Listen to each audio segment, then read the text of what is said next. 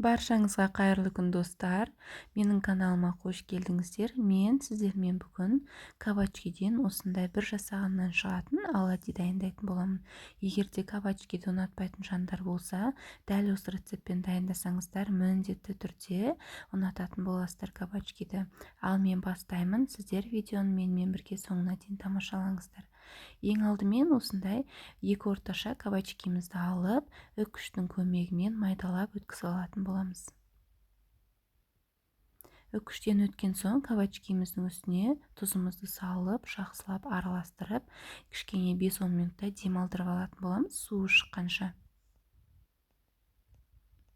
Біздің кабачкиміз дайын болғанша сол аралықта пиязымызды үккіштің көмегімен өткізіп алатын боламыз, майдалап. Немесе блендер қолдансаңыздар болады. Мінекей біздің кабачкиміздің суы осылайынан шықты.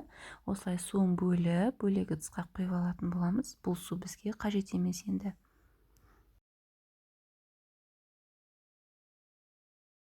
Ендігі кезекте дайын болған кабачкиміздің үстіне пиязымызды салып аламыз. Және де осылардың үстіне жұмыртқаларымызды бөліп салып алатын боламыз. Өз қалауларыңызша дәмдеуіштер салсаңыздар болады. Мен осындай бұрыш қана салдым.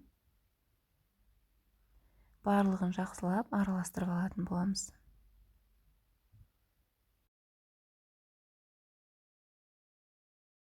Енді үстіне ұнымызды салып аламыз.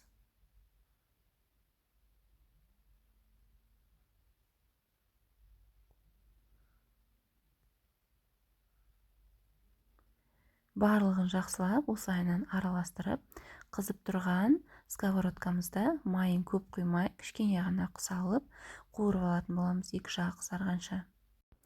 Дәл осылайынан 1 ас қасықтың көлеміне немесе 2 ас қасықтай салып пісіріп алатын боламыз оладьиларымызды.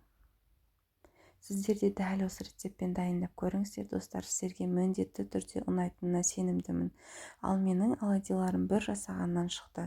Дәмі сондай керемет, осылай қаймақпен немесе осылай көкөністермен жесеңіздер өте дәмді болып шығады.